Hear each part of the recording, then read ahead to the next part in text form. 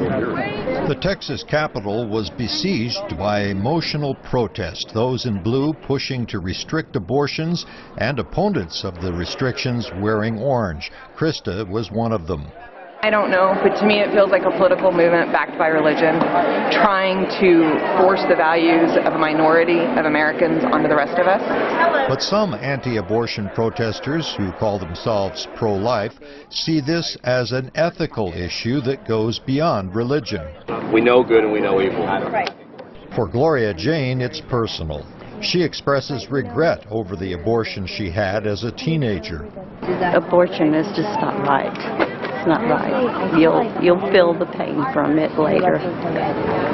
And now Republican Governor Rick Perry has signed the measure outlawing abortions after 20 weeks of pregnancy and requiring costly upgrades to abortion clinics. The law was passed by the Republican-dominated legislature. Democrats promised lawsuits to block its implementation. National groups pushing for a woman's right to an abortion that call themselves pro-choice say the new Texas law is similar to those passed in other states. Elizabeth Nash follows abortion legislation for the Guttmacher Institute in Washington.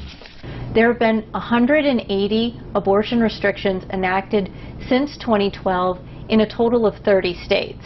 So that is just a huge number of restrictions over a huge part of the country. The U.S. Supreme Court has ruled that abortion is legal, but that the states can regulate it. So pro-life groups are sponsoring legislation state by state to impose stricter regulations on clinics and doctors who perform abortions, especially late-term procedures. They're gaining ground in Republican-dominated states, but they're facing challenges in court. In Kansas, a law requiring women seeking abortions to be hospitalized has been challenged by a judge. A new North Dakota law requiring abortion doctors have admitting privileges at nearby hospitals also is under challenge. A similar law signed by Alabama's governor has been blocked by the court.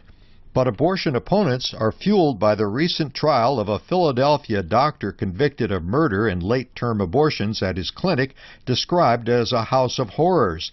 Mallory Quigley represents the Susan B. Anthony list. This is a problem that needs to be dealt with now, and we've got to stop the abortionists that are brutalizing women, brutalizing late-term children capable of feeling pain. In public opinion polls, most Americans do oppose late-term abortions, but a large majority also opposes an outright ban on abortions. Greg Flakus, VOA News, Austin, Texas.